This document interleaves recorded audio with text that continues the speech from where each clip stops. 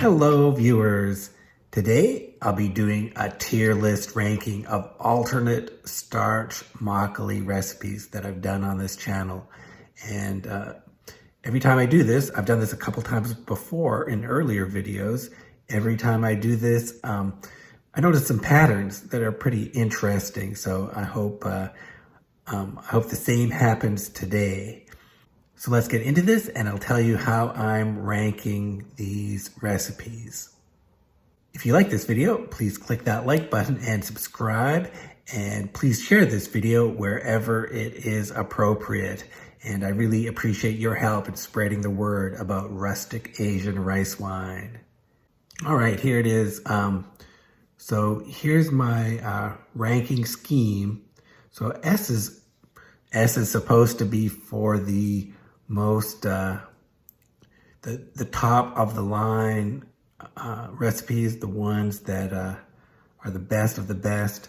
But I can tell you right now, none of the alternate starch recipes are going to be S's. So I've shrunk that and left it at the top.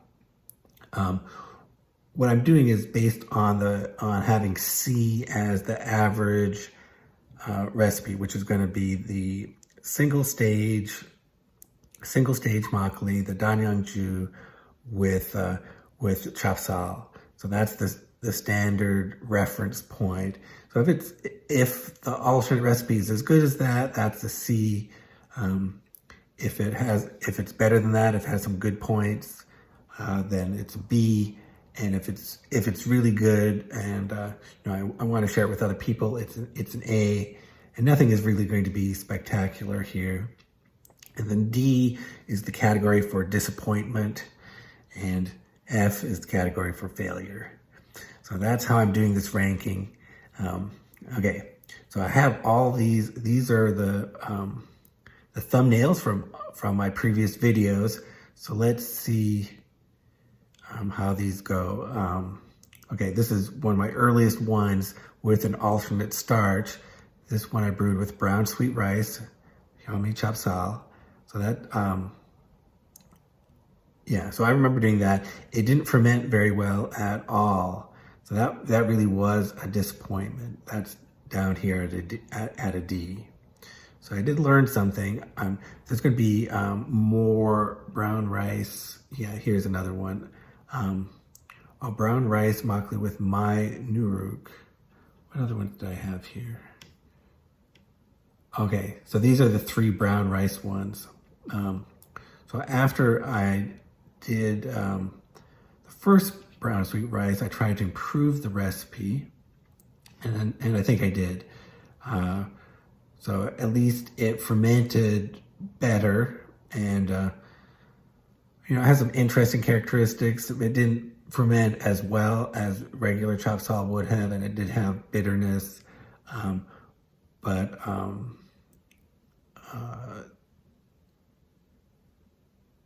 it was an improvement. So at least I'm going to rate this one as a C.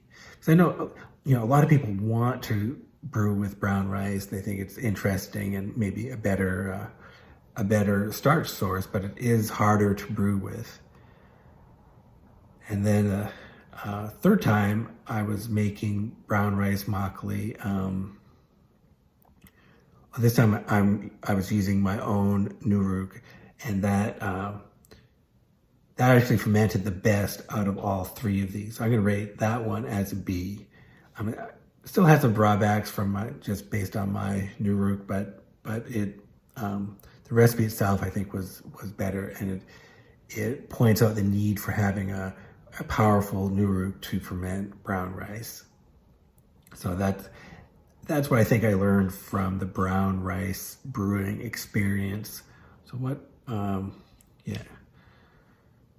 So what other starches have I brewed with? Oh, millet. So this is millet and rice makgeolli. And what happened when I brewed this, the millet, when I brewed this recipe, the millet didn't ferment, but the rice did. So that was a disappointment. So I'm going to put that down here under D for disappointment. Okay.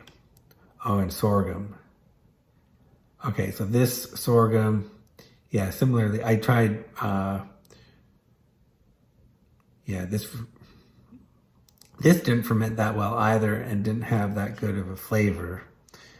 That was a disappointment too. So the sorghum, that's a D as well. So, okay, we're already seeing what happens here. Playing around with different starches can be interesting, and just naively going into it, I thought, okay, I can ferment anything with starches. You know, the Nuruk contains enzymes. It's going to work on any kind of starch, but that's not really the case. A lot of these, I think at least for the recipes that I'm using, it's really optimized for chop sal, and other starches are going to need changes in the recipe in order to really work. And I did brew with sorghum again. This is chal susu. That's what was labeled at, which looked to me like sorghum. This was better, but still not great. I'm just gonna rate that one as a C. Yeah, I'm gonna move all these up and over. Okay, so yeah, that's just a C. Okay, now here's one. Okay, so this is a very small change in the starch, but it's in a two-stage recipe. What if you use regular rice flour instead of sweet rice flour for the first stage? And that's actually a standard thing to do. And I compared them in this video, and that is, I think, is a real improvement. Yeah, that's a good thing to do. That's going to be an A. That's just, it provides a more interesting taste than using chop sal throughout. You know, like sweet rice flour and then brewing with sweet rice later. This is just a more complex, interesting taste. It is an improvement to use the regular rice flour for the juk in a two-stage recipe. So that's better than just a single-stage recipe with chop sal, considerably better, so that'll be an A. Okay, finally I found something that's really, really quite good. Okay. The next one I'm going to rank is this, okay, sweet rice versus jasmine rice. Okay, so we always use chop sal, and that seems to be what the recipe is optimized for, but what if you only had jasmine rice? Could you brew with it? The answer is yes, you can ferment with it. Yeah,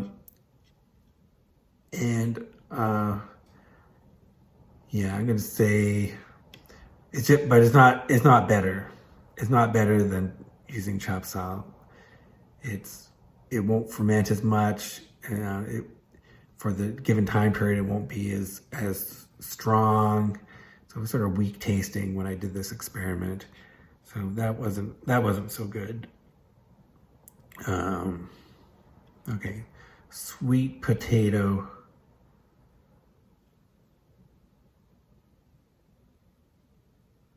Sweet potato makgeolli. Oh yeah, okay. So at least this had an interesting color and flavor, and it did ferment. So I think sweet potatoes are fairly fermentable. I'm going to put that in B. Okay, next, black rice. Okay, so this ended up with an interesting color, but the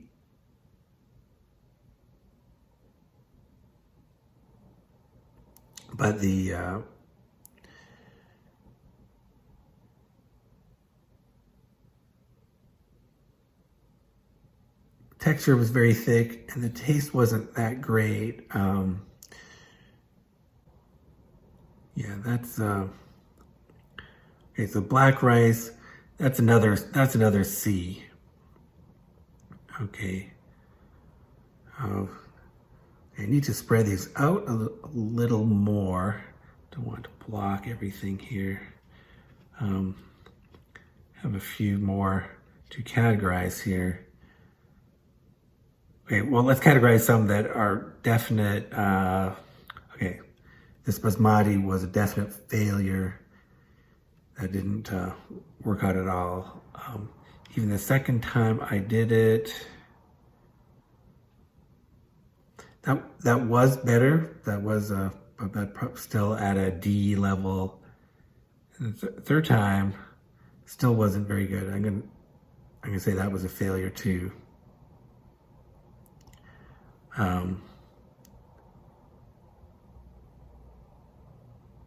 Yeah, so basmati rice I did not have success with. I'm not sure why, but again, the recipe, the enzymes in the nuruk and the yeast I'm using just did not like basmati rice. Yeah, so basmati was either disappointment or a failure. Actually, this first sorghum makgeolli, I should have categorized that as a failure too.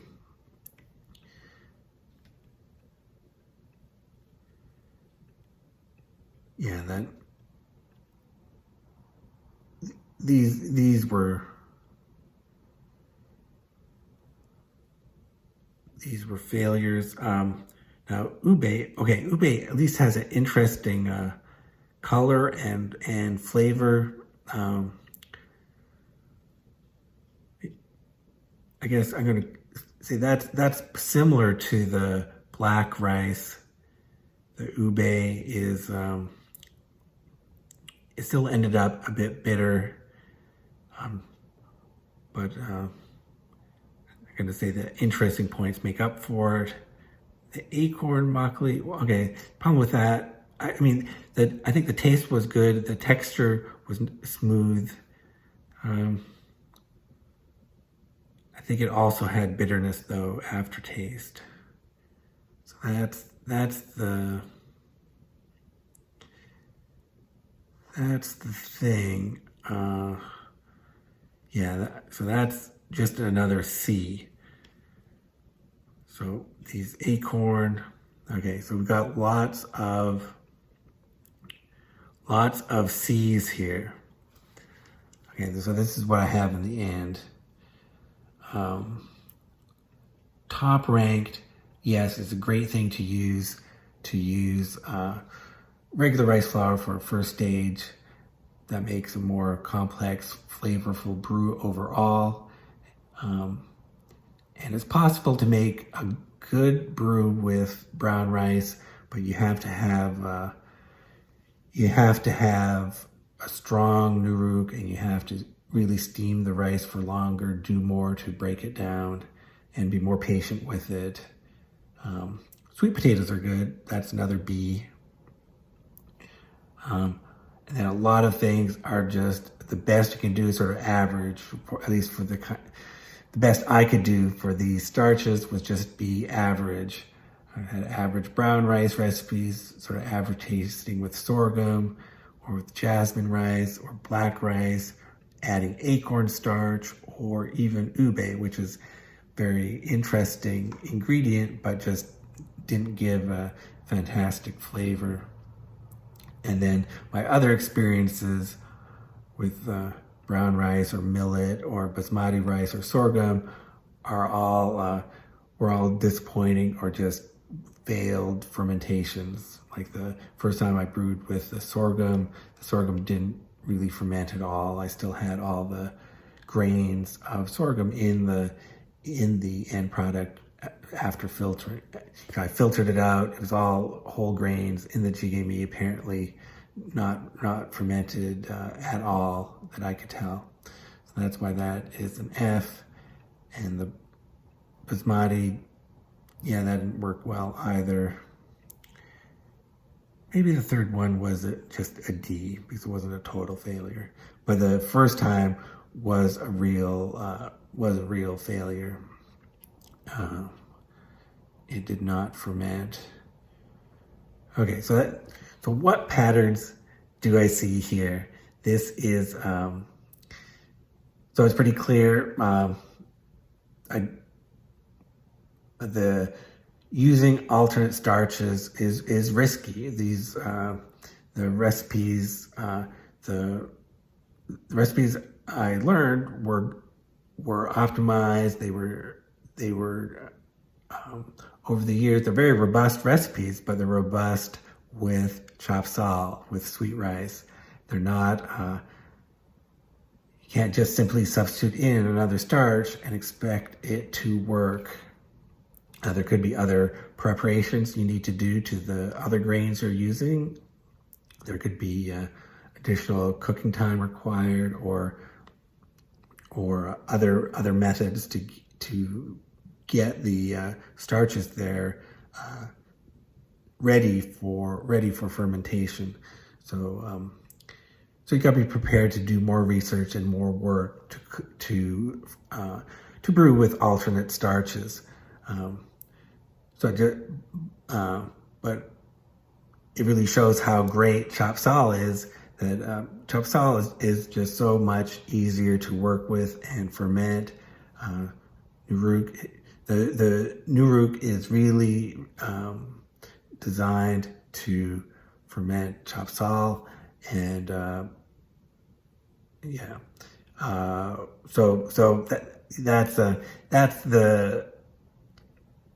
that's the pattern I see here. That's the thing I think I can take from this ranking. So it's a little crowded here. How many recipes did I? How many recipes did I rank here? So 15 recipes. Of course, I'd be very interested in hearing about your experiments with alternate starches. Have you found another starch that's really that you've had success with and a good brewing experience with? I'd love to hear about it, or just any experiences you've had with other alternate starches that I haven't tried at all here. I'd love to hear about your brewing experiences. So, but thank you for watching this and listening to me rank my recipes. So thanks for watching.